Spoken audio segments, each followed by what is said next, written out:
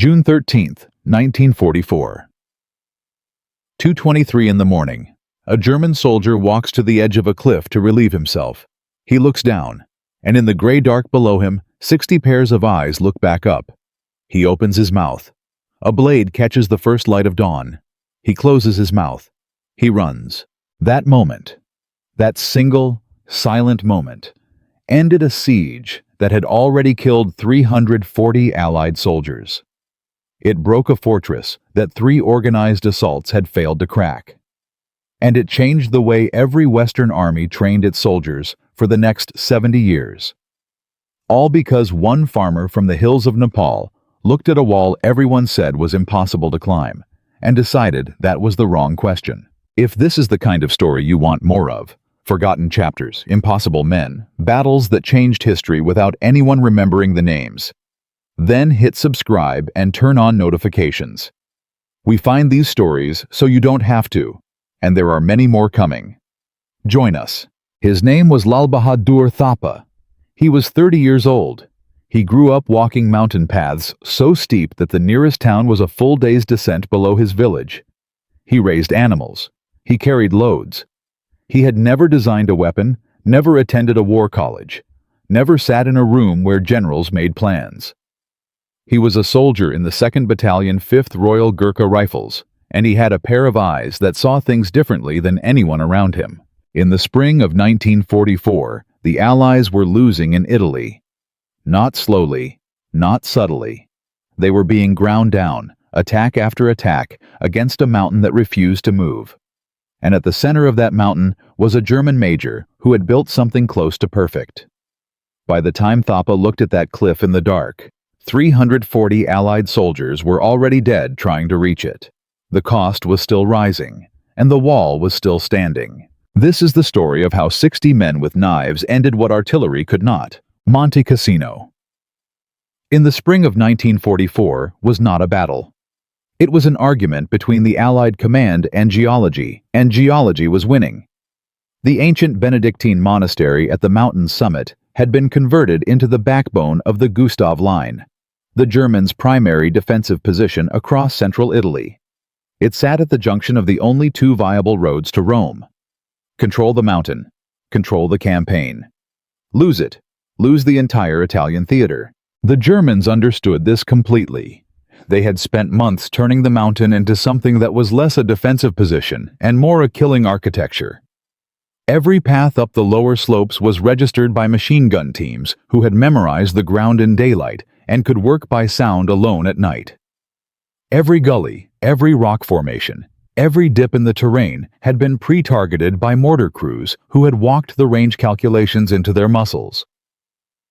A soldier crossing open ground on the lower approaches had, by conservative Allied estimates, fewer than 40 seconds before fire found him. The math was that simple and that brutal. The British 10th Corps had been hammering the mountain's lower reaches for weeks. The first attack had come up the main approach path and been cut to pieces before the leading platoons reached the midpoint. The second had used smoke screens, which the Germans simply waited out, then engaged targets by sound and memory with results that were nearly identical. The third had brought combat engineers to clear wire and prepared positions, advanced with more caution, gained more ground, and still achieved nothing that held. After each failure, the Germans had cleaned their weapons, checked their stores, rotated their watch schedules, and waited.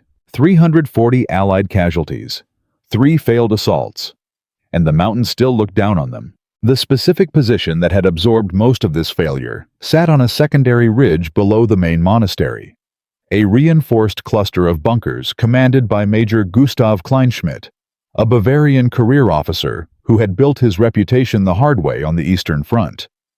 This was not a man who panicked.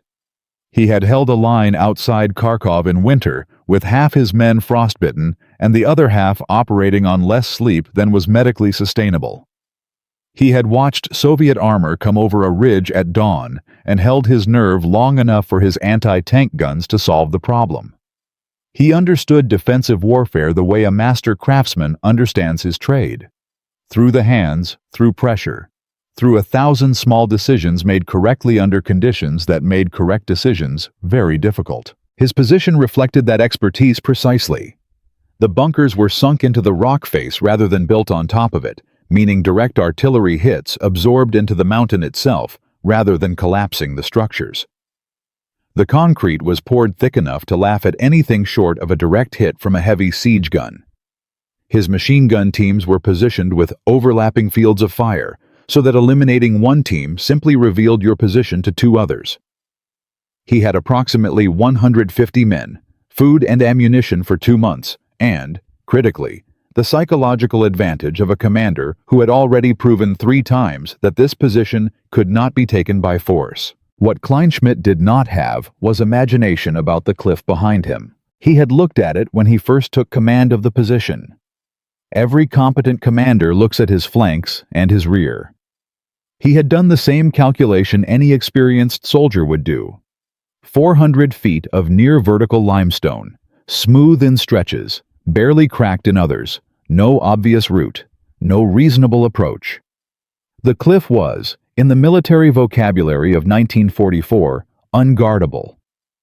Not because guarding it was impossible in theory, but because the resources required to guard something nobody could climb was resources taken away from the actual defensive perimeter. You don't post sentries on a wall that gravity already owns.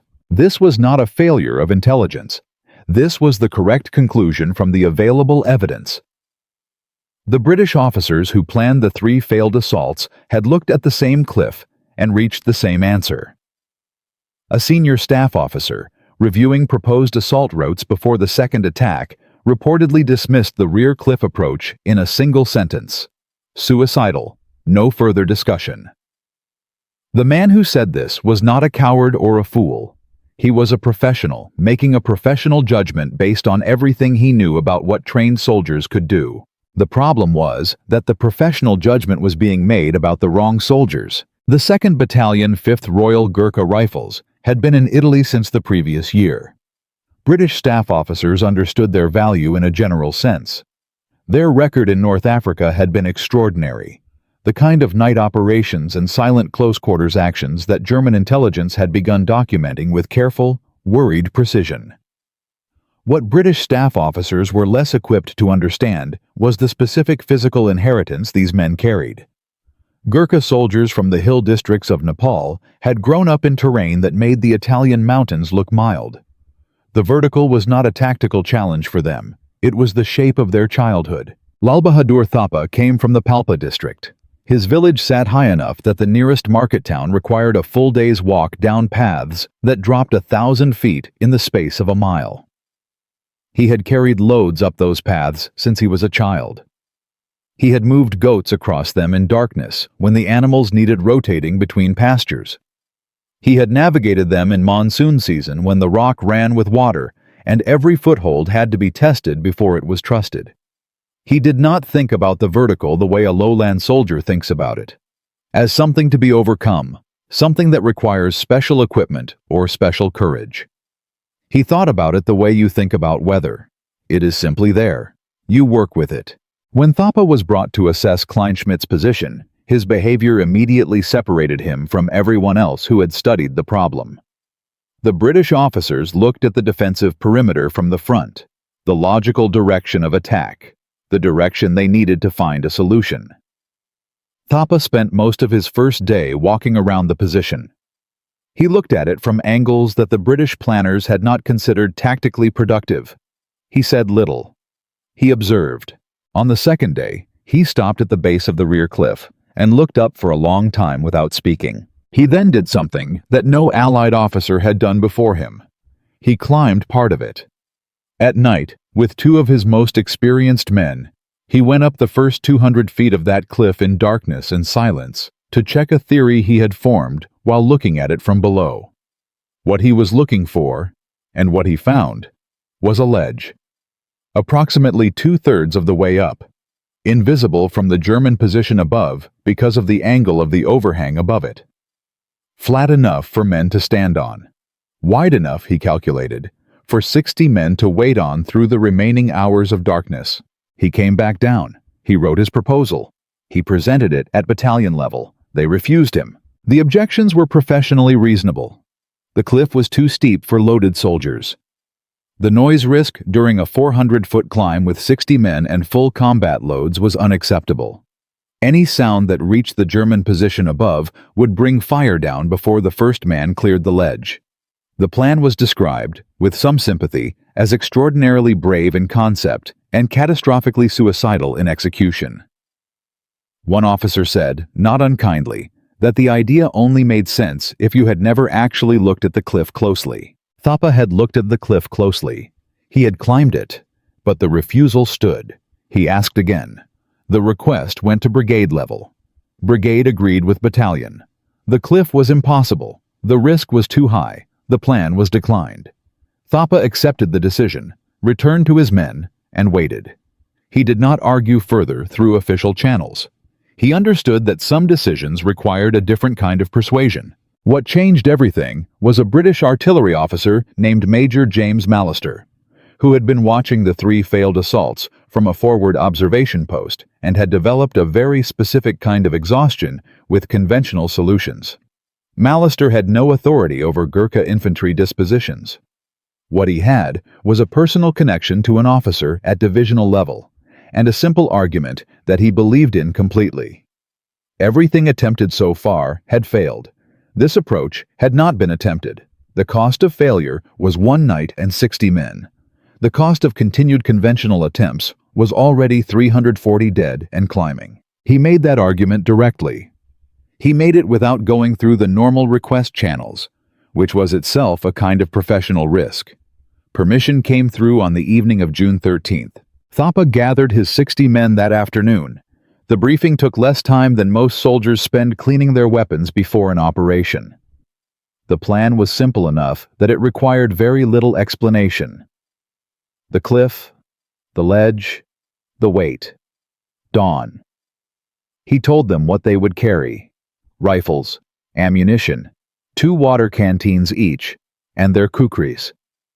He told them what they would not carry: anything that was not absolutely necessary, anything that rattled, anything that could catch and make noise against rock in darkness. He told them they would reach the ledge before 3 o'clock in the morning, and that they would be in position when the light came. He told them what to do if a man fell. Nobody asked if it was possible.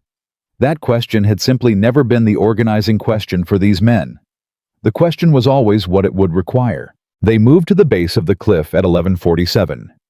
They had wrapped their equipment straps in cloth to eliminate the small sounds that canvas and buckles make against each other when men move quickly. They had checked every clasp. They had done everything that could be done to remove from the equation everything that was not rock and hands and silence. Thapa went first. The climb took 2 hours and 36 minutes. The cliff was exactly what it looked like from below, and harder in the ways that a cliff is always harder than it looks when you are on it rather than observing it. Cold limestone that offered thin holds and thinner ledges. Sections where the angle steepened without warning, and the only technique available was friction and patience and the absolute refusal to rush. Stretches where a man had to press his full body against the rock and move by millimeters because millimeters were all the rock offered. At 100 feet the angle worsened. At 200 feet, fingers began to cramp from cold and sustained weight. At some point past 250, a boot dislodged a stone. Every man on the cliff froze completely. The stone fell.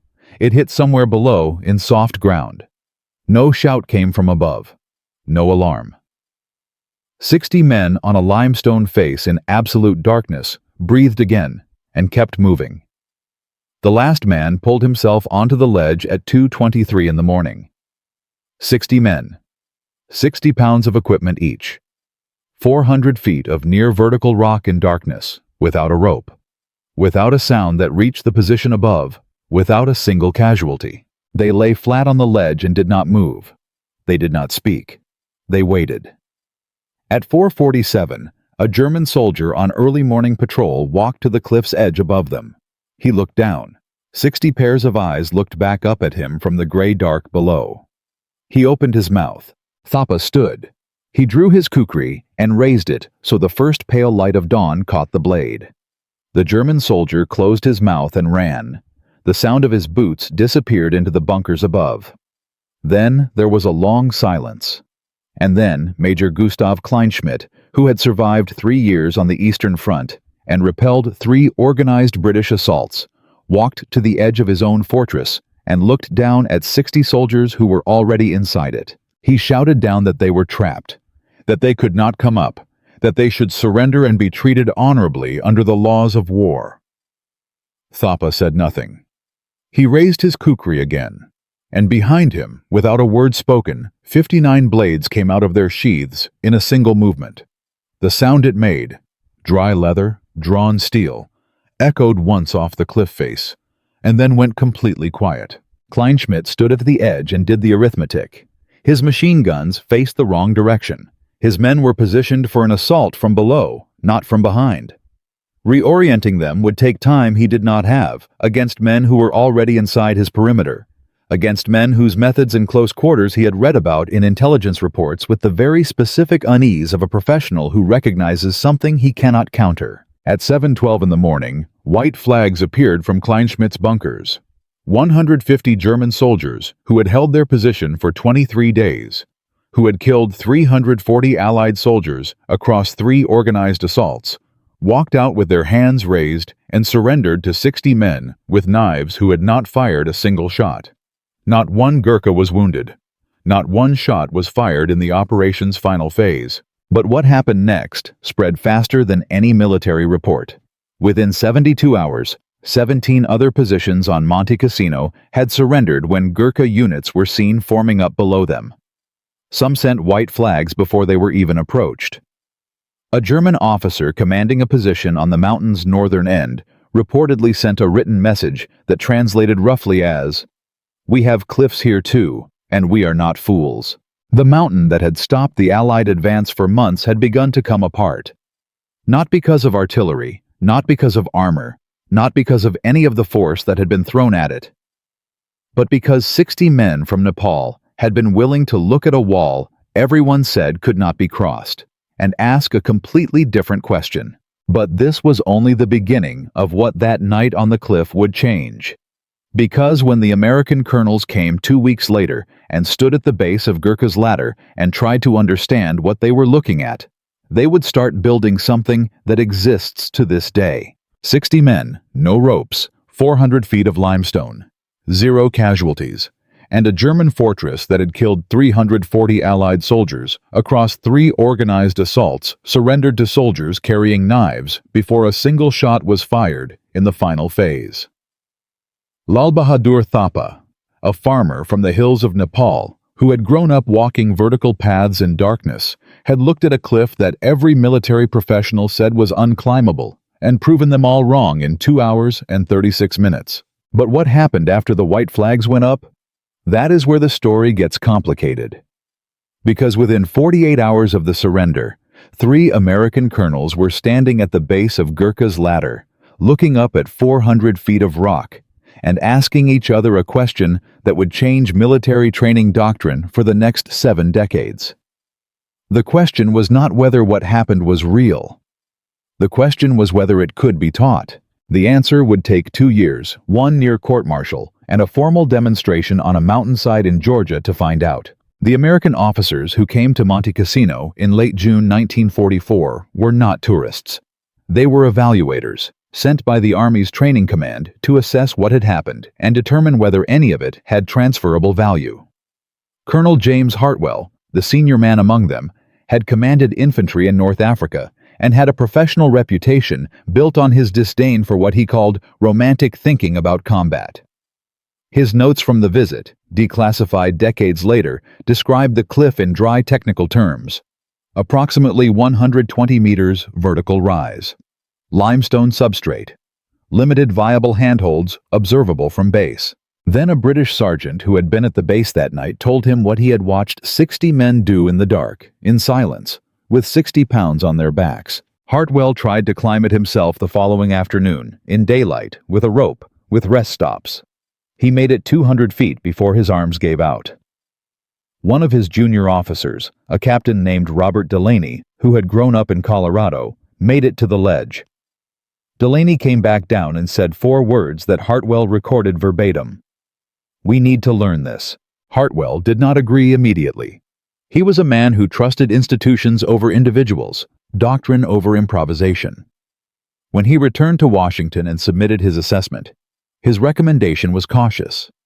Further study, controlled trials, no commitment to doctrinal change until evidence was clearer. The Army's training establishment received his report, filed it in the appropriate category, and moved on to more pressing concerns. The war was still happening in several directions simultaneously. Captain Delaney did not file his own report and move on. Delaney had grown up at altitude. He understood something about vertical terrain that most American officers did not, which was that the Army's relationship with mountains was almost entirely defensive. Mountains were obstacles, things to go around or through, not surfaces to be used as tactical ground. The Gurkha operation at Casino had not simply been a clever trick. It had demonstrated a complete reconceptualization of what terrain was for. The cliff was not an obstacle. It was a route.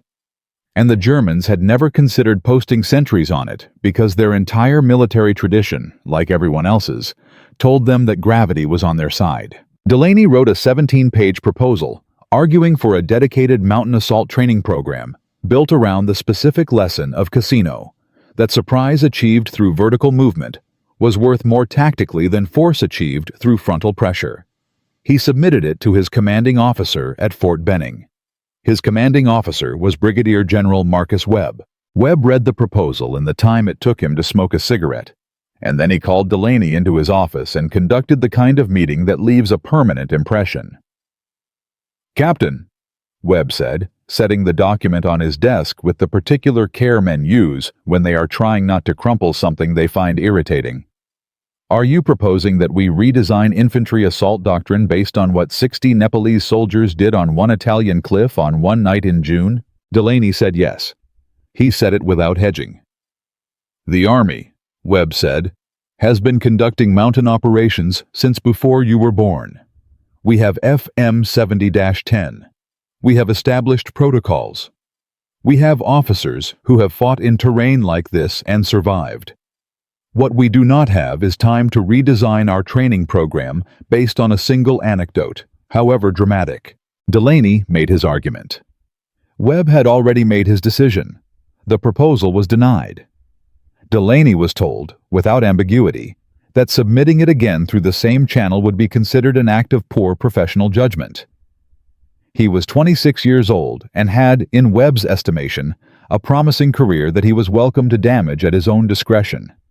He walked out of that office and went looking for a different door. The door he found belonged to Colonel Samuel Briggs, who ran the Army's Ranger Training Detachment at Fort Benning and who had, independently, been collecting reports about unconventional infantry operations from every theater of the war. Briggs was the kind of officer the Army produces occasionally, and never quite knows what to do with, technically within the system, temperamentally outside it, more interested in what worked than in why the manual said something different.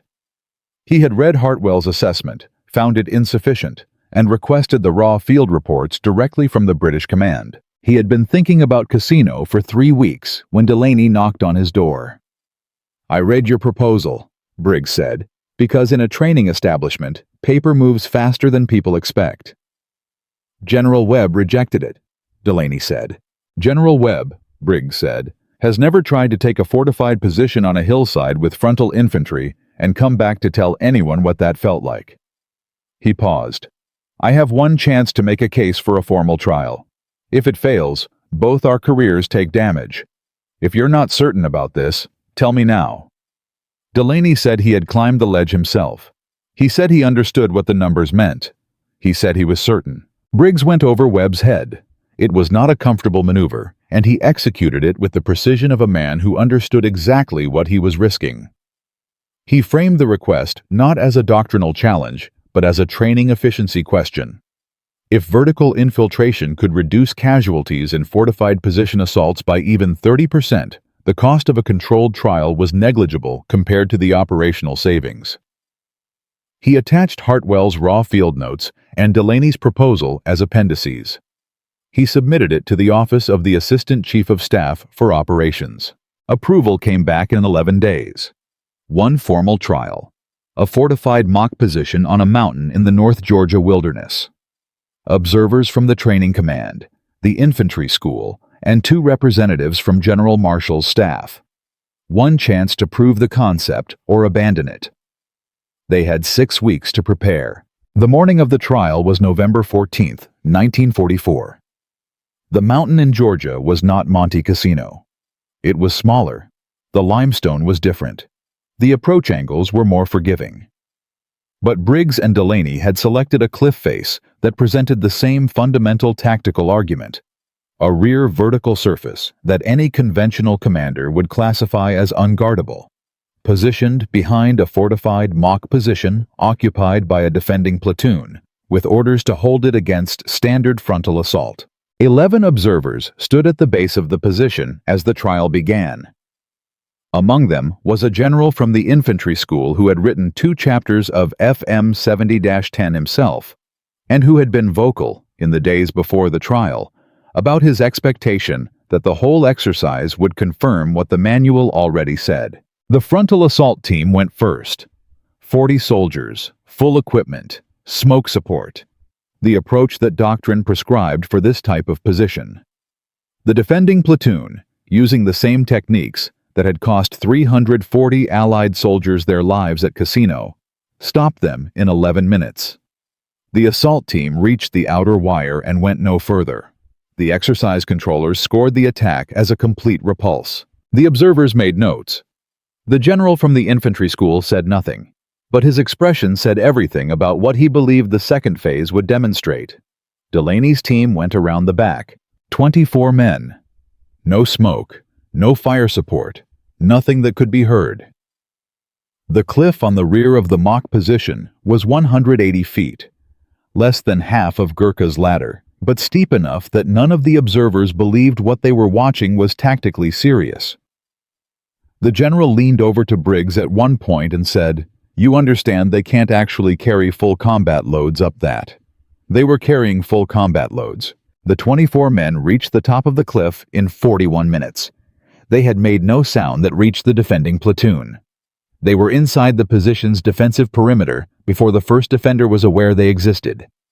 The exercise controllers stopped the clock. Total assault time, 41 minutes. Simulated casualties for the vertical infiltration team, 0. Defending platoon, completely overrun from a direction they had not posted any guard on, because the cliff was classified as unguardable. The observers were quiet for a long time. Then the general from the infantry school walked to the base of the cliff and looked up. He stood there for 2 minutes without speaking. Then he turned around and said to no one in particular, "How long does it take to train men to do that?" Briggs told him. The general made a note. The results went up the chain in a report that described the trial as producing outcomes that, and this is the language of the official document, significantly exceeded pre-trial performance benchmarks. Frontal assault. Repulsed in 11 minutes. 0 objectives achieved. Vertical infiltration. Full position secured in 41 minutes. 0 casualties sustained. The comparison did not require interpretation. Within 6 months, the Army had begun designing what would eventually become the mountain phase of Ranger School. The curriculum built around Cassino's lesson. Vertical terrain is not an obstacle, it is an approach. Surprise through elevation is worth more than firepower through the front. The cliff is not the wall, the cliff is the door. But the design of the program was only the beginning of the problem. Because designing a training curriculum and actually getting the United States Army to change how it thought about mountains were 2 entirely different challenges. The resistance came not from generals this time, but from the ground level, the sergeants and company commanders who had been fighting for 3 years with the methods they knew, who had survived precisely because they did not experiment, and who viewed the new mountain training with the specific suspicion that experienced combat soldiers reserve for ideas that originate from people who are not currently getting shot at. Delaney went to 4 units in 6 weeks to run the initial training cycles. 3 of them followed the curriculum correctly. One company commander told his men, privately, that the vertical infiltration doctrine was a Georgia training range trick that would get people killed in real terrain, and that they should learn it well enough to pass the evaluation, and then forget it. Delaney found out. He requested a meeting with the commander. The meeting was not comfortable for either man. "Your men," Delaney said, "are going to be tasked with fortified position assaults. The casualty rates for frontal approaches are documented. You have read them." "I have read them," the commander said. "Then you know what the cliff costs you versus what the front costs you." The commander looked at him for a long moment. He was 34 years old and had lost 41 men in 11 months. "Show me," he said. "Not in Georgia. Show me here." They found a ridge in the training area. It was nothing like Georgia and nothing like Casino, but it had a rear slope that was steep enough to make the point. Delaney's team went up it in 15 minutes.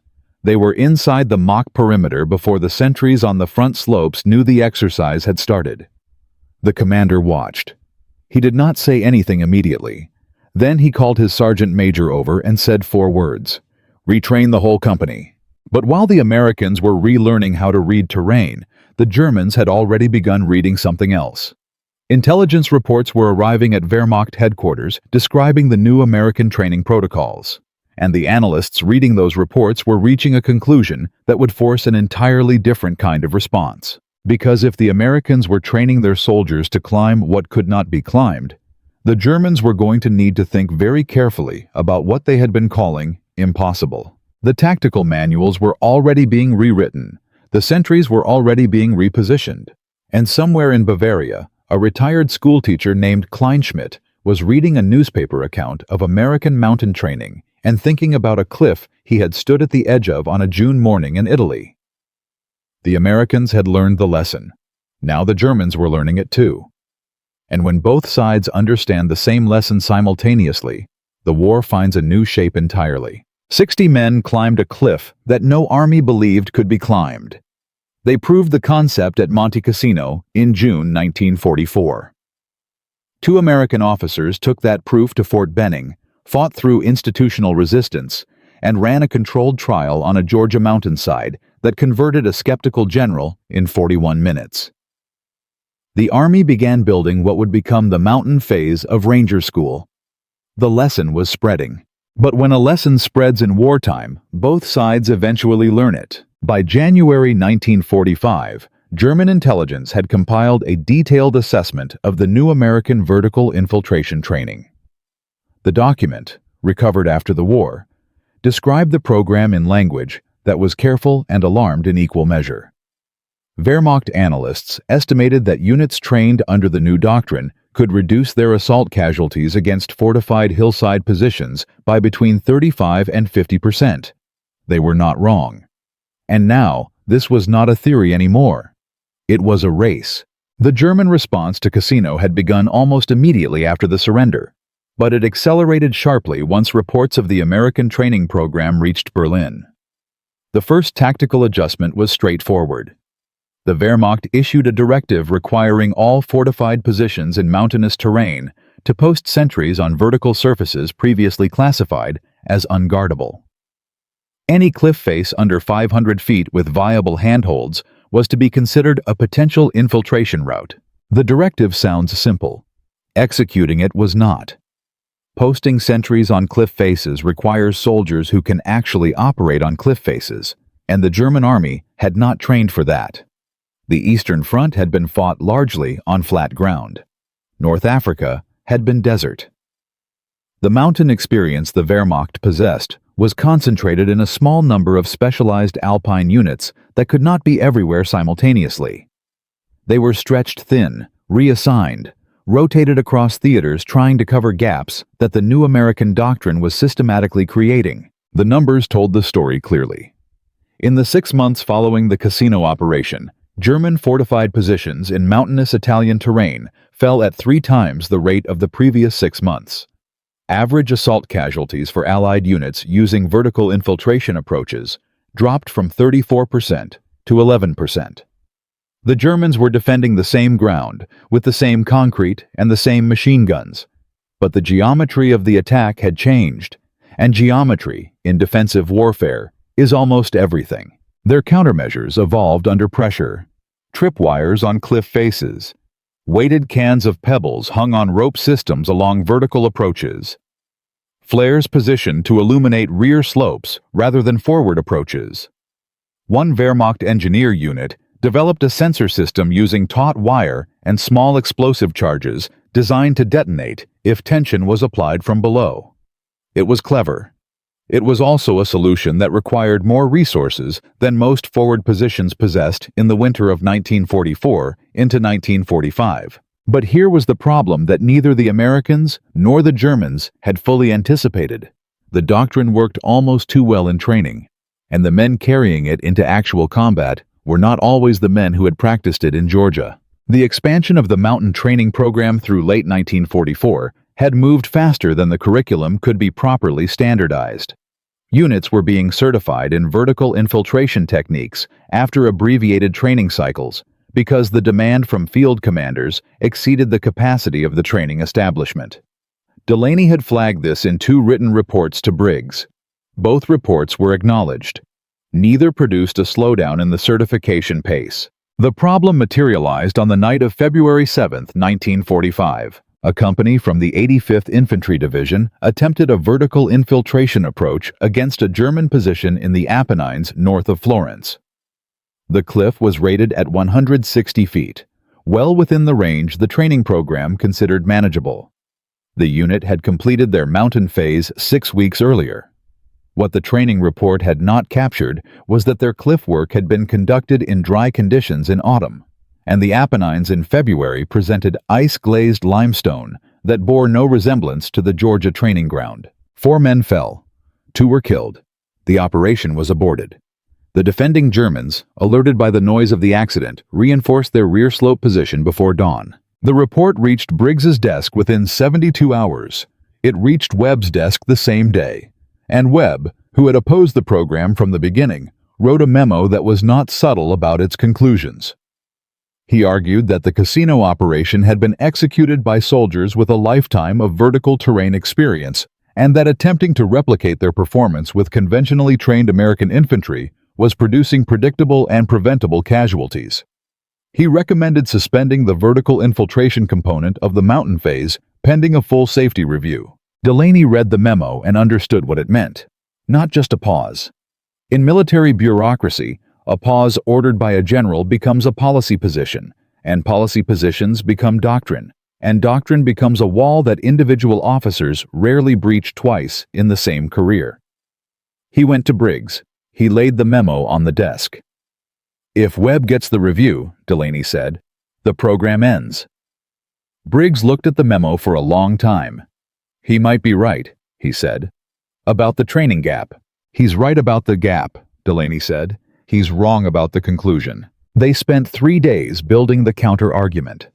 Not a defense of the February accident, which was indefensible on its merits, but a statistical case for the program's net effect.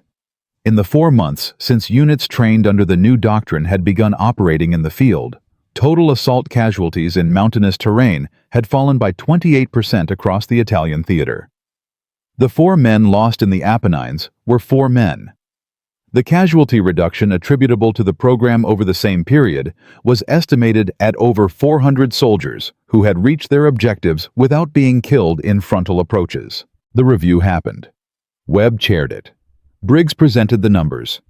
The review board took 11 days and produced a finding that satisfied no one completely.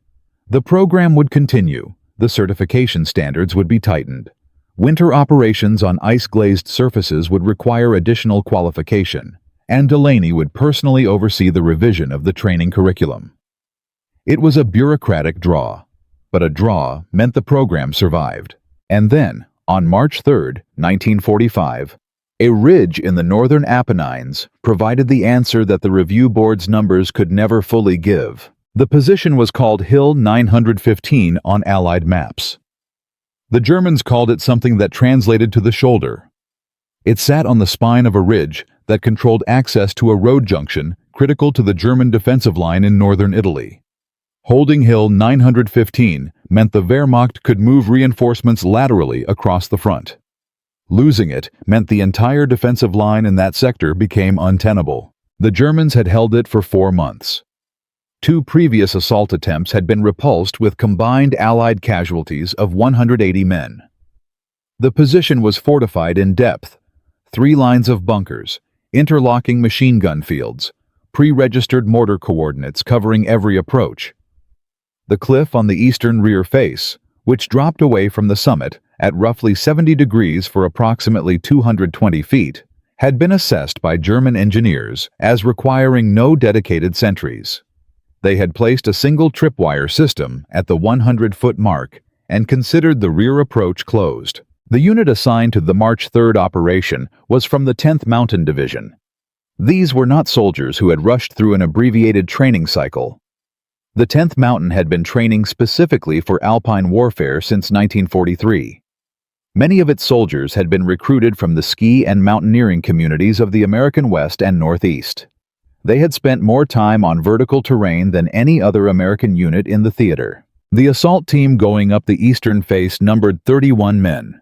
They began climbing at 11:15 in the evening under cloud cover that eliminated ambient light almost completely. The cliff was cold but dry. The limestone offered the kind of thin, reliable holds that experienced climbers learn to read by touch rather than sight. They found the tripwire at the 100-foot mark. They went over it without triggering it, 1 man at a time, each passing the location to the man behind him by touch in the dark. They were on the summit at 1:40 in the morning. The frontal assault began at 2 o'clock. 2 companies moving up the main approach with fire support, designed to hold the German defenders' attention forward. The machine guns opened. The mortars began working the approach paths. The German defenders did exactly what they had been positioned to do. They were still doing it when 31 men came through their rear perimeter. What followed lasted 19 minutes. The 10th Mountain soldiers moved through the bunker complex from behind. They did not do so loudly. They did not announce themselves with fire until they were inside the defensive positions, and by then the geometry of the fight had reversed completely. The machine gun crews who had been directing fire downslope were suddenly fighting men who were already past them. At 2:19, the German position commander ordered his men to cease fire. Not surrender, cease fire, which in that moment meant the same thing. The frontal assault teams, who had been advancing under withering fire for 19 minutes and gaining almost no ground, suddenly found the firing had stopped. They reached the outer wire. They went through it. They reached the first bunker line. Empty. Hill 915 was Allied territory at 2:23 in the morning. German casualties: 34 dead, 67 captured. Allied casualties from the 10th Mountain's vertical infiltration team: 0. Allied casualties from the frontal assault, sustained during the 19 minutes the action lasted: 12 wounded, none killed.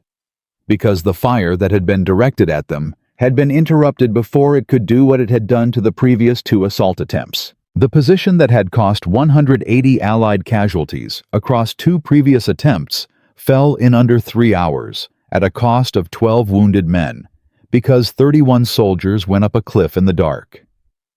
The regimental commander's after-action report described the operation in language that was, for a military document, unusually direct.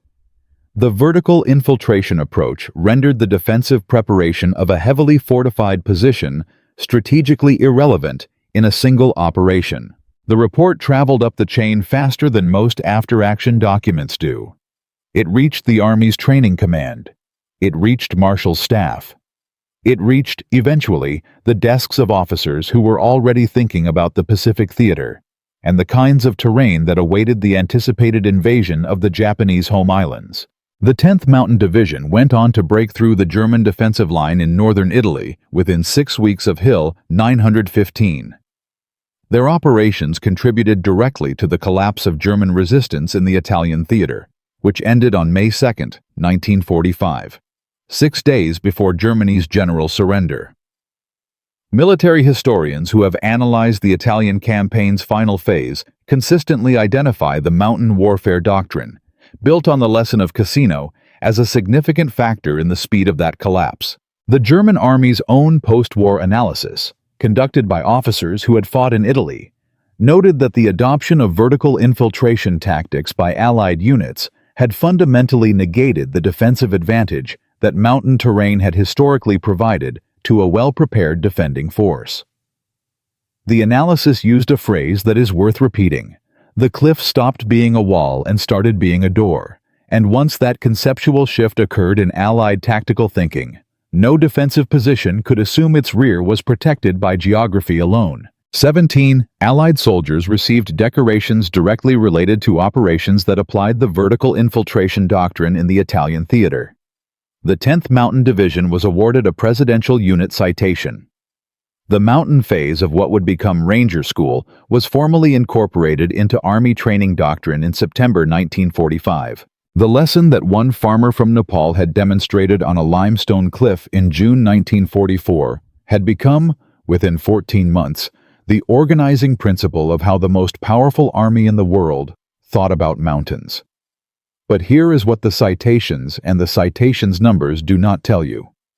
Here is what the doctrine manuals and the training curricula and the after-action reports cannot capture. What happened to Lal Bahadur Thapa when the war ended? What did he do with a Victoria Cross and a lifetime of knowledge that had changed military history? And what did Kleinschmidt, the man who stood at the edge of that cliff and made the decision that saved 150 lives, do with the memory of a morning when wisdom mattered more than courage? Those answers are in part 4, and they are quieter than anything in this story so far, which does not make them smaller. A farmer from Nepal looked at a cliff that 3 armies had dismissed as unclimbable and led 60 men up it in darkness without a rope, without a sound, without a single casualty. That operation broke a fortress that had killed 340 Allied soldiers across 3 organized assaults. 2 American officers took the lesson to Fort Benning, fought through institutional resistance, and built it into formal doctrine. The mountain phase that followed changed how the Western world trained its soldiers.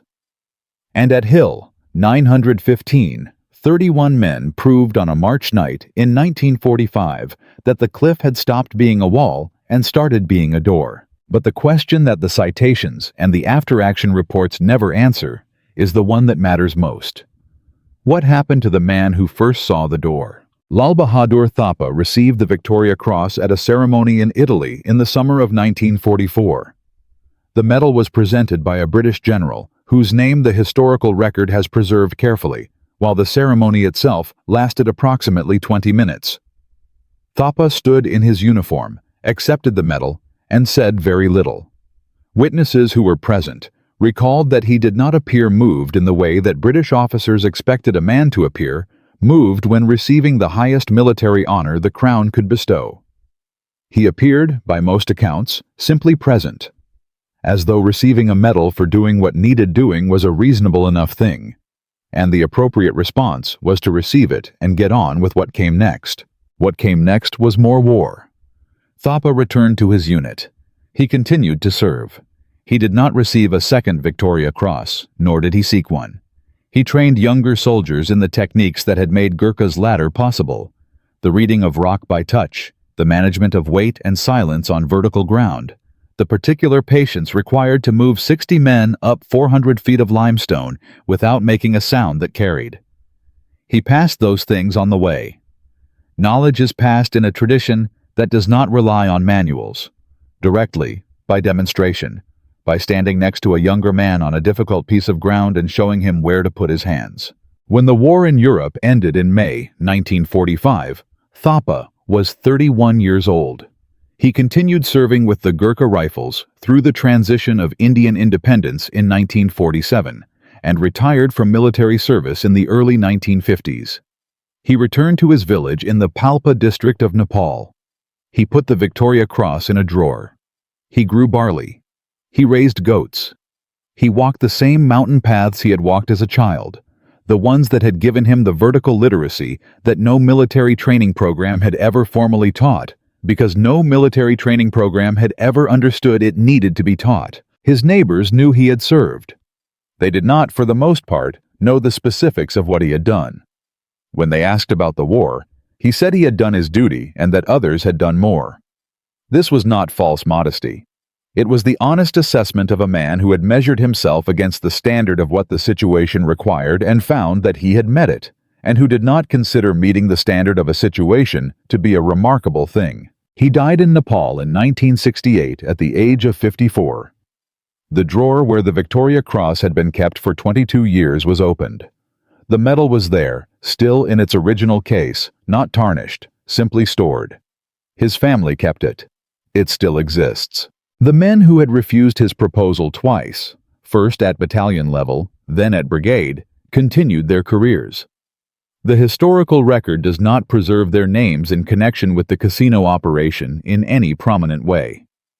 The artillery officer, Major James Mallister, who had gone over heads to get permission for the one night that changed everything, was mentioned briefly in a regimental history published in the 1960s. He had retired as a lieutenant colonel. He died in 1971. Major Gustav Kleinschmidt, who had stood at the edge of his own fortress and made the decision that saved 150 lives, became a school teacher in Bavaria after the war. He taught history and geography for 20 years. In 1965, a British veteran who had fought at Casino found his name in a telephone directory and called him. They met for coffee. The veteran asked if he regretted surrendering. Kleinschmidt said he had saved 150 lives that day, including his own, and that some of his fellow officers had called him a coward, but that none of those officers had stood at a cliff edge at dawn, looking down at 60 drawn Gurkhas. He said, "Courage is knowing when to fight. Wisdom is knowing when fighting will only get your men killed for nothing." He died in 1979. His students, interviewed decades later, remembered him as a demanding teacher who had little patience for the romanticism of war and considerable patience for the complexity of history. The doctrine that their one encounter had produced did not die with either of them. The mountain phase of Ranger School, built directly on the lesson of Gurkha's ladder, has been part of American military training continuously since its formal incorporation into doctrine in 1945.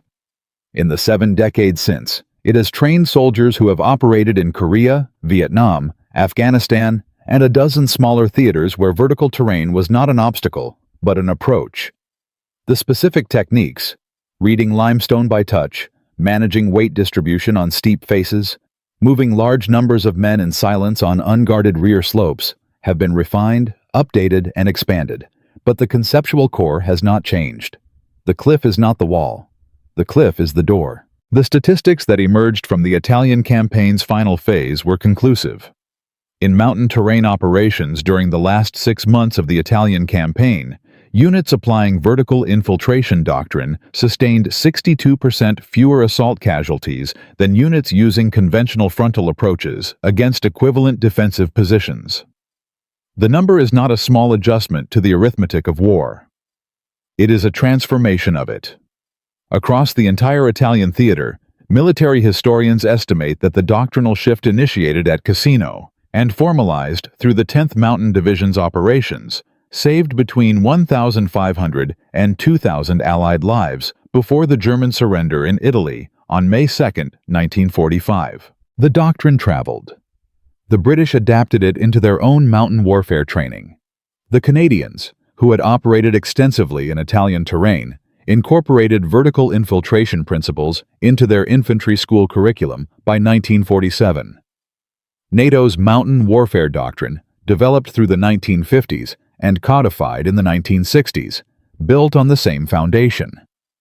The Israeli Defense Forces, operating in terrain that placed extraordinary demands on infantry's relationship with vertical ground, developed their own parallel tradition that military analysts have traced to the same conceptual breakthrough. By the 1970s, the principle that Thapa had demonstrated on a June night in 1944, that surprise through elevation is worth more than force through the front, had been absorbed into the training doctrine of at least 14 armies worldwide. The civilian implications were quieter but not absent. The equipment developed to support mountain warfare training, improved friction grip boots, load distribution harnesses designed for vertical movement, the systematic study of how human bodies manage weight on steep surfaces, contributed to the development of modern technical climbing equipment. The recreational climbing industry of the 1950s and 1960s drew on military surplus gear and, more significantly, on the accumulated technical knowledge that military training programs had developed. The cliff that Thapa's men climbed without equipment would, within 20 years, be the kind of route that trained recreational climbers would consider a serious but manageable challenge. The knowledge had moved from the military into the general culture of anyone who chose to go upward on rock. The deeper lesson of Casino was not about climbing. It was about the nature of institutional resistance to correct ideas. 3 armies, British, American, and German, had looked at the cliff behind Kleinschmidt's position and reached the same conclusion: unguardable because unclimbable. This conclusion was not stupid. It was the product of professional military minds applying the best available framework to the available evidence. The framework was wrong, but the process of applying it was rational. This is the specific danger of institutional knowledge.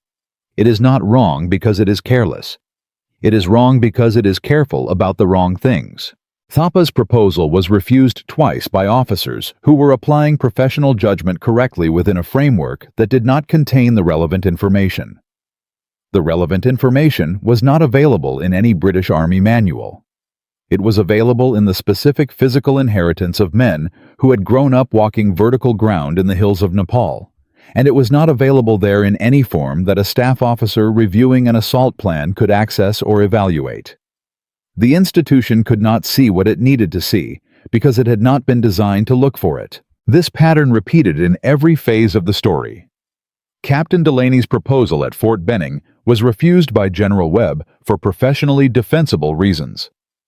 The reasons were not correct, but they were defensible within the framework Webb was operating in. It took the Georgia trial, the concrete, specific demonstration that 41 minutes and 0 casualties could replace 11 minutes and complete repulse, to move the institutional position, and even then, the movement was slow, contested, and incomplete until the numbers from the Italian theater made it irresistible. The history of military innovation is largely the history of correct ideas, waiting for an institutional structure to become permeable enough to absorb them. The vertical infiltration doctrine is one example. The tank, rejected by most European military establishments before the First World War, is another. Radar, which the British Royal Air Force's institutional resistance nearly prevented from being operationally deployed in time for the Battle of Britain, is a third. The pattern is consistent enough that it constitutes a principle. The correct idea arrives before the institution is ready to receive it, and the distance between arrival and adoption is measured in lives. And now the detail that most histories of Monte Cassino do not include. In 1972, a researcher working in the British War Office archives came across a document filed in a miscellaneous batch of papers from the Italian theater, dated June 12, 1944, the day before Thapa received permission for his operation. The document was a formal tactical assessment submitted by a junior British intelligence officer at divisional headquarters.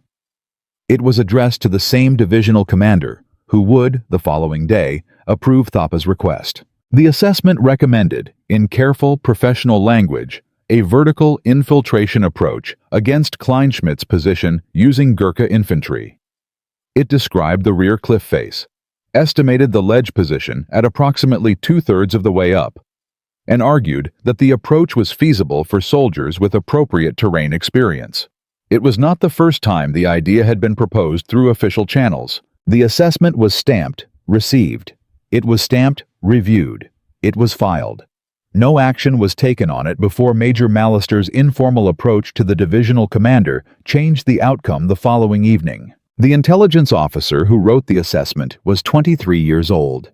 His name was not Thapa. He was a British officer from Surrey who had studied geology at Cambridge and who had looked at the cliff face through binoculars and recognized the ledge formation from his academic training.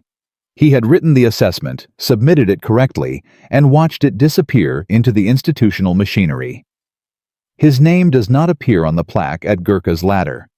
It does not appear in the regimental histories. He served out the war, became an accountant, and died in 1998 without, as far as the available record shows, ever publicly mentioning that he had proposed the operation that changed the Italian campaign a full day before it was authorized. The researcher who found the document published a brief note in a specialized military history journal in 1974. The note received 3 citations in the subsequent 50 years. The story of Monte Cassino, then, is not one story. It is several. It is the story of Thapa, who saw the cliff correctly because the vertical was the shape of his world. It is the story of Malister, who used a personal connection to unlock an institutional door that the correct idea could not open on its own. It is the story of Delaney, who carried the lesson forward against resistance that nearly buried it. It is the story of Kleinschmidt, who chose wisdom over pride at a cliff's edge at dawn.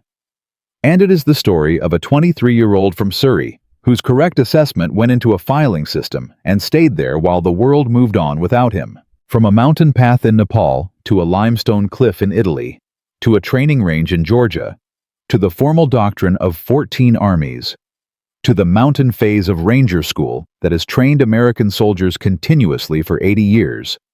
This is the distance that one correct idea traveled, carried by people who refused to accept that the wall was the only way through. The ledge is still there. The limestone is unchanged. Every year on the 13th of June, people come and stand at the bottom of the cliff and look up, and most of them cannot imagine what it took. What it took was not strength. The Germans had strength.